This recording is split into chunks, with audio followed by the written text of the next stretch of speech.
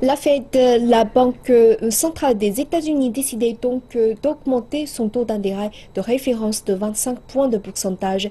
Cette première hausse du taux depuis 2006 marque la fin d'une période de vaste assouplissement monétaire. Découvrons quelles en seraient les conséquences pour le renminbi et les flux de capitaux vers les marchés émergents.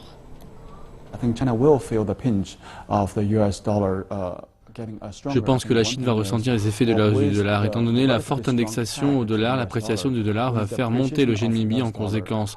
Cela va accentuer la pression sur les exportations qui sont déjà lentes comparées aux années précédentes. Tout le monde n'est pas de cet avis. Nous allons avoir une certaine volatilité, en particulier sur le marché offshore, mais une dévaluation drastique n'est pas de mise. Bien sûr, le taux de change est sur une pente descendante. La devise se déprécie depuis août.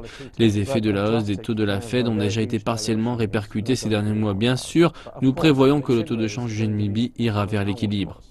La Banque centrale chinoise a publié vendredi son indice du yuan qui valorise la devise contre un panier de 13 autres devises selon le poids des transactions en volume. L'indice vise à réduire les répercussions des fluctuations du dollar sur le yuan.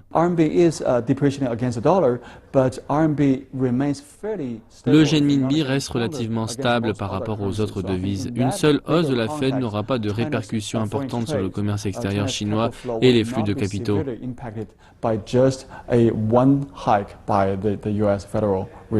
Quand la Fed augmente ses taux d'intérêt, en théorie, le dollar monte, car les investisseurs recherchent le meilleur retour sur investissement ou un refuge dans le dollar ou les bons du Trésor américain.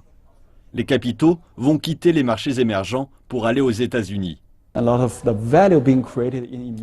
Une grande quantité de bénéfices réalisés auparavant dans les économies émergentes est due à la libération des capitaux par l'assouplissement quantitatif américain en cours depuis 2009. Aujourd'hui, la Fed fait marche arrière. Toutes ces stratégies de transaction de produits et matières premières qui ont bénéficié de l'assouplissement quantitatif payent leurs dettes. Le temps est maintenant venu pour ces gros gains de s'inverser. Je pense que ce n'est rien de plus qu'une inversion naturelle de la tendance du marché.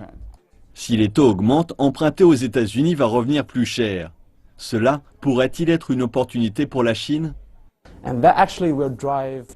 Pour les émetteurs chinois d'obligations aux États-Unis, cela signifie un coût plus élevé. Le secteur des entreprises va revenir sur le marché chinois pour émettre de la dette. Cela va tirer le marché intérieur chinois.